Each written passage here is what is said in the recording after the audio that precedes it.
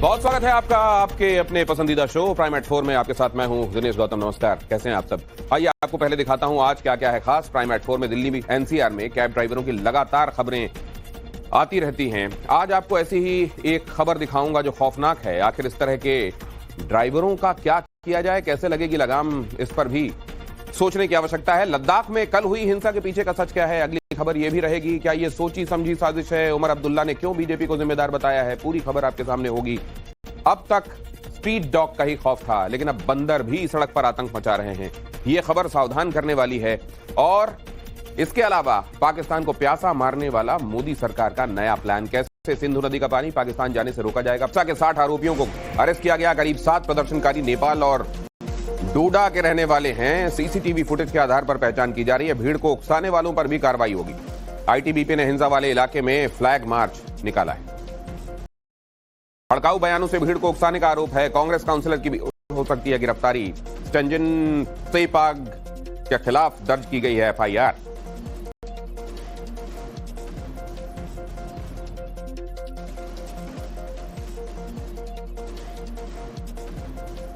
और इधर सोनम वांगचुक की मुश्किलें लगातार, जैसा मैंने आपको बताया, अरेस्टिंग की तलवार तो सामने है ही, मुश्किलें लगातार बढ़ रही हैं। सीबीआई ने सोनम वांगचुक के खिलाफ जांच शुरू कर दी है। वांगचुक की संस्था की फंडिंग की जांच की जा रही है। एनजीओ पर अवैध तरीके से विदेशी फंडिंग लेने का आरोप है। वांगचुक की संस्था Himalayan institute of advance learning यानी HIAL पर FCRA का उल्लंघन का आरोप है।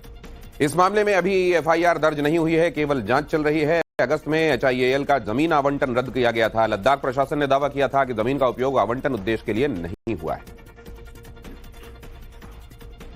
और अब अगली खबर। लेह हिंसा मामले में आरोपी स्टेंजन सेपाग अपने घर से फरार बताया जा रहा है। पुलिस और जांच एजेंसियां तलाश कर रही हैं, जबकि हमारे संवाददाता साहिल सुहेल अपर लेह में उनके घर पहुंचे तो घर का दरवाजा बंद कर दिया गया था और स्टेंजन के घर वालों ने बात करने से भी इनकार कर दिया।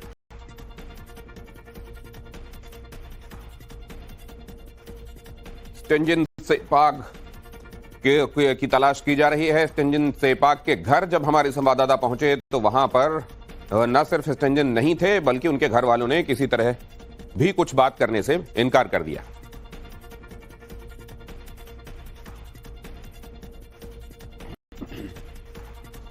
और लेह में हिंसा के दौरान अगली इसी से जुड़े अपडेट आपको बताता हूं। लेह में हिंसा के दौरान उपद्रवियों ने बीजेपी दफ्तर को निशाना बनाया था। हिंसक भीड़ ने बीजेपी दफ्तर को जलाकर राख कर दिया था। बीजेपी दफ्तर में खड़ी गाड़ियों को आग के हवाले कर दिया था। अभी हालात कैसे हैं, हमारे संवाददाता साहिल सुहेल ने आप तक रिपोर्ट पहुंचाई। ये बीजेपी का हेडक्वार्टर है और इस बीजेपी के हेडक्वार्टर के अंदर कल प्रदर्शनकारी घुसे थे और उन्होंने यहाँ पर तोड़फोड़ की। ये जो गाड़ियां आप सामने देख रहे हैं, इन गाड़ियों को जला दिया गया है। भारतीय जनता पार्टी ने खुलकर ये आरोप लगाया है कि जो लोग प्रदर्शन में शामिल थे वो कांग्रेस के साथ जुड़े हुए थे और उन्होंने उन लोगों की निशानदेही भी की है। भारतीय जनता पार्टी ने आरोप लगाया कि जो बीजेपी जो कांग्रेस पार्टी के यहाँ के स्थानीय काउंसलर है वो उन लोगों को लीड कर रहे थे जो इसमें प्रदर्शन कर रहे थे, जो इसमें हिंसा कर रहे थे। आप देखेंगे कि आईटीबीपी के जवानों की यहाँ पर तैनाती की गई है। प्रशासन ने कर्फ्यू यहाँ पर लगा दिया गया है। जम्मू और लद्दाख के उपराज्यपाल कविंद्र गुप्ता ने कल बताया कि एहतियात के तौर पर फिलहाल जो है कर्फ्यू लगाया गया है ताकि स्थिति को दोबारा से नॉर्मल जो है वो लाया जाए, स्थिति को बहाल किया जाए। लेकिन आप ये जो तस्वीरें देख रहे हैं ये भारतीय जनता पार्टी के मुख्य कार्यालय की है जो लेह शहर के अंदर है। और कल ये जो लेह शहर के अंदर जो हिंसा और जो आगजनी देखने को मिली उसमें इस ऑफिस को सबसे पहले टारगेट किया गया। गाड़ियां चलाई गई, ऑफिस के अंदर लोग घुसे, यहाँ पे जो फर्नीचर है उस फर्नीचर की तोड़फोड़ हुई है। आप देखेंगे यहाँ पर वोटर लिस्ट जो है, क्योंकि अब LHADC के चुनाव भी बहुत जल्द यहाँ लेह शहर में होने हैं, तो अब उसकी भी यहाँ पर बीजेपी कार्यालय के अंदर वो तैयारियां भी हो रही थी। वो सारे डॉक्यूमेंट भी आप यहाँ पे बिखरे हुए नजर आपको आएंगे। इसके साथ साथ जो अंदर ऑफिसेज में फर्नीचर था वो फर्नीचर भी पूरी तरह से तोड़ दिया गया है। इसमें आग लगाई गई थी। काफी नुकसान इस बिल्डिंग को हुआ है। और लद्दाख में हिंसा पर उमर अब्दुल्ला ने बीजेपी पर हमला किया है। लद्दाख के हालात के लिए भारतीय जनता पार्टी ही जिम्मेदार है। फेल होती है तो दूसरे को जिम्मेदार बताने लगती है बीजेपी। लद्दाख के लोगों को उमर अब्दुल्ला की शांति की अपील भी सामने आई। हुकूमत उनकी है, इंतजामिया उनका है, जब वो फेल हो जाते हैं तो किसी और को कसूरवार ठहराते हैं। अब अगर कांग्रेस इतनी ही ताकतवर है कि वो लद्दाख में दंगे करा सकती है, तो फिर उनका काउंसिल क्यों नहीं बना? जब काउंसिल के इलेक्शन हुए, जीत किसकी हुई? बीजेपी की हुई। कांग्रेस की तो वहां बुरी तरह से हार हुई। तो हालात जब खराब हो जाते हैं तो यही बीजेपी वाले जो हैं फिर बहाने ढूंढते हैं, वो किसी और को कसूरवार ठहराते हैं। दुनिया में कैंसर की वजह से हर साल लाखों लोगों की मौत हो रही है और इस बीच कैंसर को लेकर एक डराने वाली रिपोर्ट आई है। इस रिपोर्ट के मुताबिक दुनिया में मौत का दूसरा सबसे बड़ा कारण है कैंसर। 2050 तक दुनिया में 30 करोड़ कैंसर मरीज हो जाएंगे। अगले 30 सालों में 2 गुना हो जाने वाले हैं ये मरीज। दुनिया में मृत्यु दर 75% से बढ़ने की आशंका है। कैंसर के मामले में भारत 16वें स्थान पर है। भारत में 2023 में 14 लाख नए कैंसर मरीज सामने आए हैं। फेफड़े, ब्रेस्ट, ओवेरियन, माउथ और स्टमक कैंसर बढ़ रहा है। तंबाकू से होने वाला कैंसर 20% मौतों का जिम्मेदार है। गलत खान पान की वजह से कैंसर बढ़ता जा रहा है। पुरुषों में ज्यादा शराब के सेवन से भी कैंसर का खतरा बढ़ रहा है। ग्लोबल बर्डन ऑफ डिजीज की ये रिपोर्ट है और ये बता रही है कि कैंसर आने वाले दिनों में महामारी की तरह फैल सकता है। सीएम वोट काटे जाने के आरोपों पर ओवैसी ने तेजस्वी और राहुल पर कटाक्ष करते हुए कहा कि अब मुस्लिम दूसरे नेताओं के सपने पूरे नहीं करेंगे बल्कि अपना मुस्तकबिल खुद बनाएंगे। यादवों का नेता, राजपूतों का नेता, भूमिहार का नेता, दलितों का नेता, पासवान का नेता, मांझी का नेता, अरे सबका नेता है।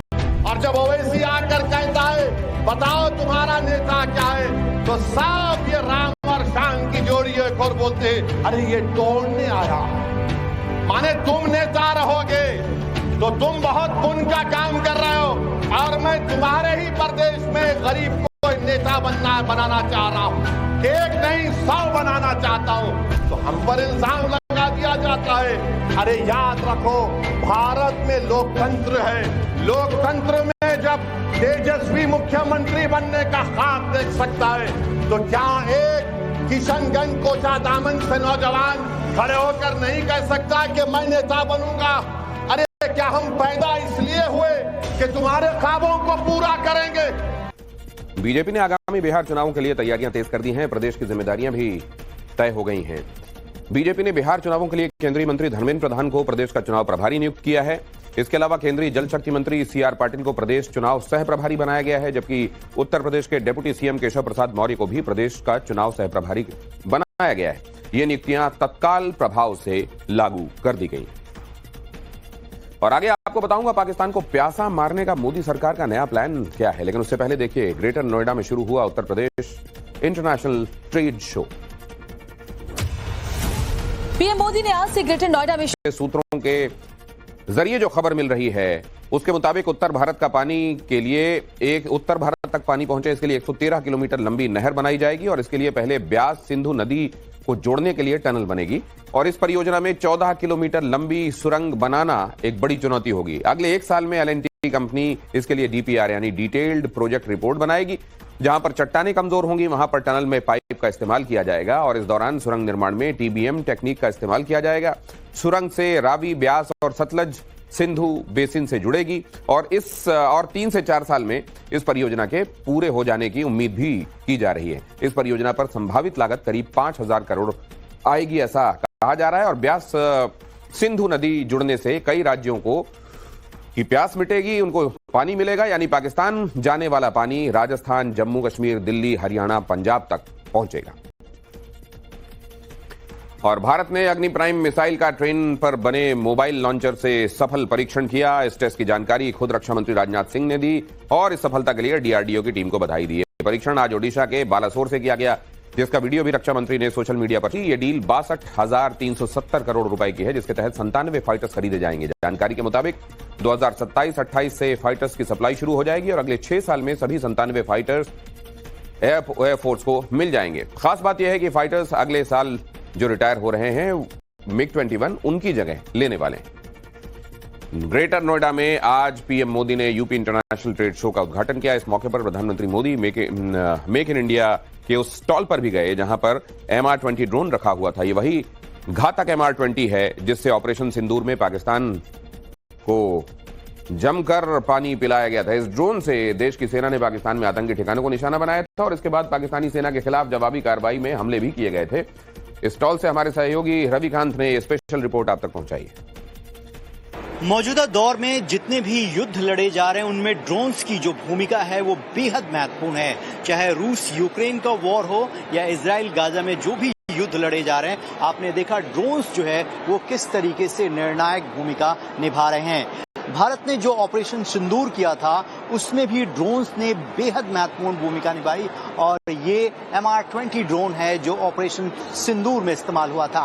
प्राइम मिनिस्टर नरेंद्र मोदी जब सुबह यूपी के इंटरनेशनल ट्रेड शो का उन्होंने उद्घाटन किया, वो इस पवेलियन पर आए थे और उन्होंने इस ड्रोन की खासियत को जाना, क्योंकि ये ड्रोन जो है वो ऑपरेशन सिंदूर में भारतीय सेनाओं के द्वारा इस्तेमाल किया गया और पूरी दुनिया ने भारतीय सेना के पराक्रम और साहस को देखा और किस तरीके से भारत में बना हुआ ये ड्रोन जो है वो अपने टारगेट को अचीव करता है। सबसे महत्वपूर्ण बात यह है कि आत्मनिर्भर भारत, मेक इन इंडिया की बात करते हैं प्रधानमंत्री, और ये कंप्लीटली जो है ये ड्रोन भारत में बना हुआ है। अब इसकी खासियत के बारे में जानना चाहेंगे।